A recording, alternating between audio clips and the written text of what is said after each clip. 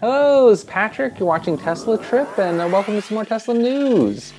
Lots of exciting stuff as always. Elon has been just all over Twitter the last few days. It's hard to keep up. I keep delaying making a video, and it just seems like the news just won't stop.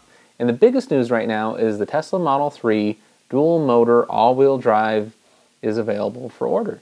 So if you pre-ordered, you can actually if you got an invite, you can select to order it, and they're going to start production in July. The specs are pretty amazing. The dual motor all-wheel drive performance edition, so you can get the performance one, is going to be 0 to 60 3.5 seconds, 155 miles per hour top speed, 310 mile range. And this is kind of interesting because whether or not you get the single motor, the performance, or just the dual motor, they're all 310 mile range. And the pricing is kind of interesting. So it's $5,000 option to get the second motor in the front. And the second motor in the front gives you, Elon says that it's more reliability, and it's a little bit quicker 0 to 60 time. I believe it's down to 4.5 seconds for the non-performance edition. It's an AC induction front motor and switched reluctance partial permanent magnet motor rear with the silicon carbide inverters in both. Performance-driven units are sorted for the highest sigma output and get double the burn-in, which I take to mean that they're making pretty much the same motors for all the Model 3s, but they sort them out, and the ones that have the best performance are going to be given to the performance vehicles. And it probably means that they're software limiting the other all-wheel drive non-performance editions, so that the top speeds and everything are just for the performance ones. Let me know what you guys think. That's kind of what Intel does with their chips, and it sounds like what they're doing with Teslas. So if you want to get the performance edition, $78,000 with all the options except Autopilot, which is like another $5,000. And if you want full self-driving, it's another $2,000. So you're looking at like $85,000 around that if you like really maxed out the Model 3, which is a pretty far cry from the $35,000 car that is the base to the 85. Although the Model S, when you spec it all out, you're getting over $160,000 for a car that when it first came out, the lowest end battery, the 40 kilowatt hour one, was only supposed to be $55,000. So there's a lot of range on options on Teslas that really make the price go significantly higher. Although, a $50,000 Model 3 is a pretty good car, and the $35,000 one, when they get around to making it, will also be a very good car.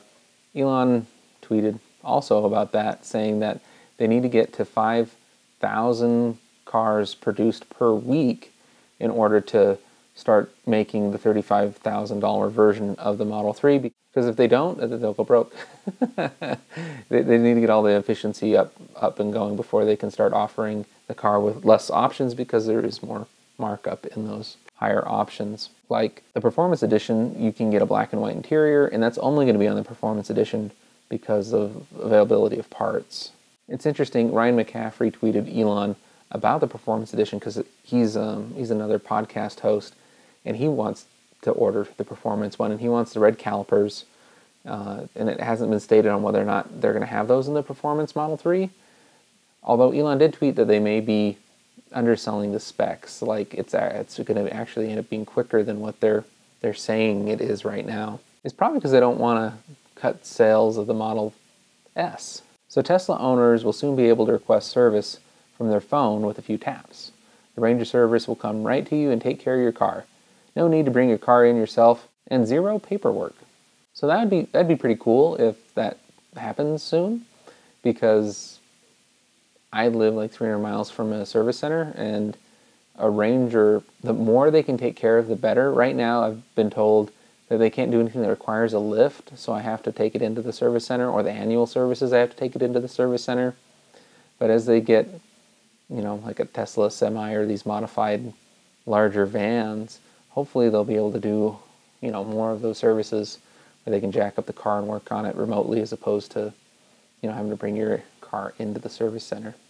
In Autopilot news, Elon put out a statement regarding Autopilot, and that they chose not to do the eye tracking because it was an inefficient technology, not because it was cheaper to not do it.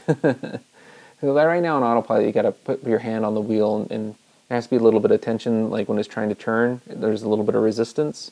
It senses that and knows that your hands are on the wheel. It's not really like how hard you squeeze it or anything like that. And a lot of people were thinking that, like the Model 3 has what they call a selfie cam in the mirror, the rear view mirror, and everything. That was for the eye tracking, like what Super Cruise does. Super Cruise lets you keep your hands off the wheel when you're on a certain mapped road, and it'll drive as long as you're looking at the road. And it's tracking your eyes and your gaze to make sure your eyes are on the road. And as soon as you look away, it beeps and tells you to put your hands on the wheel and look at the road.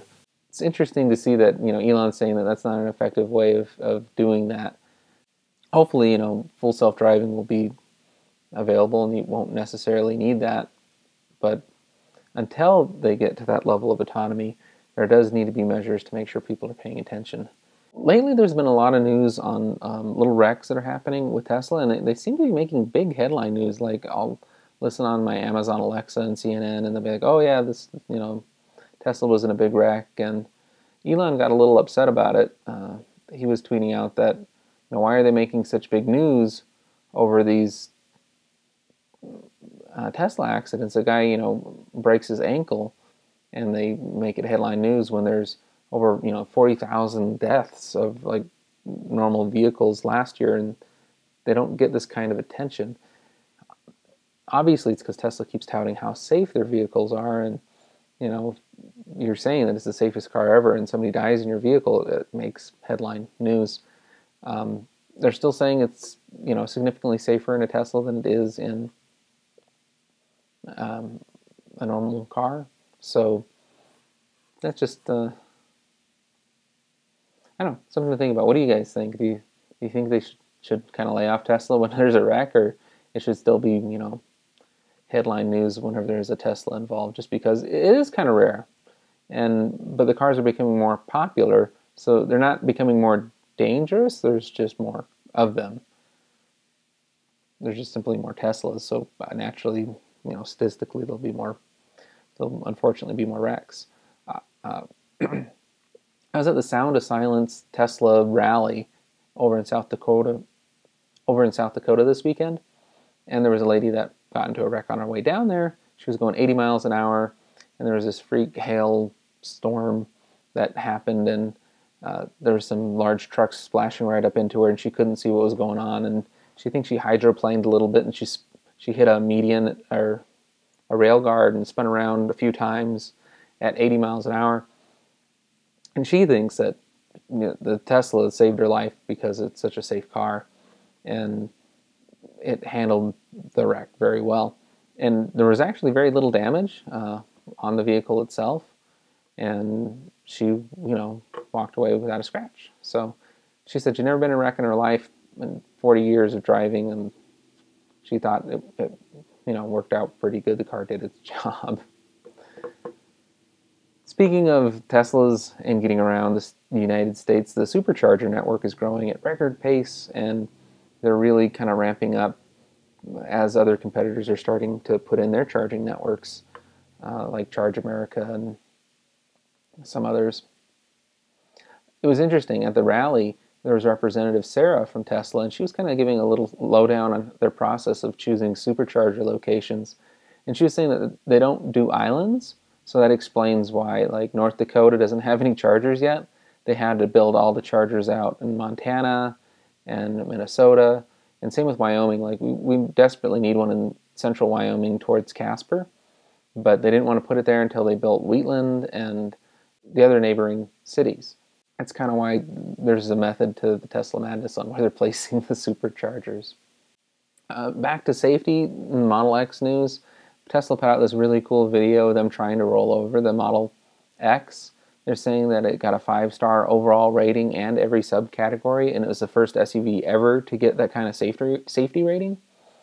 So it's kind of cool. It just kind of like wobbles over, and no matter how hard they throw it, it slides on its side. It actually kind of goes on its side for a little while, but then it falls back on its all 4 wheels. It was also asked in a tweet of Elon, when are they going to up the towing capacity on the Model X? Because it's rated at only 5,000 pounds. And Elon tweeted back that it's, you know, significantly underrated on what it's able to tow. And of course, there's this video of a Tesla Model X towing a huge Dreamliner airplane, which is just massive. Outdoes what I did when I was just kind of towing around that little Camaro. Anyways, thank you guys for watching the show. Sorry if you already watched this set of news yesterday. I had audio issues and ultimately decided just to redo the show because it was hard to hear. There was too much road noise in the background. Please subscribe if you like these videos. You can talk to me on Twitter. I'm at Walking Crow. And I'll see you guys next week. Thank you. One last thing, if you made it to the end of this video, we have the Tesla trivia. And I'm giving away a little Matchbox car to whoever gives the best answer. Because it was a little tricky. I want to know how many Tesla Roadsters were sold. Or better yet, how many were made. I'm having a hard time finding it myself, so the person with the best answer, most accurate answer, is the winner of the little Matchbox car. And we'll go ahead and give it a good couple days, so we'll announce on the weekend who's the winner with the most best accurate answer. Thank you so much for watching, and we'll see you guys again soon.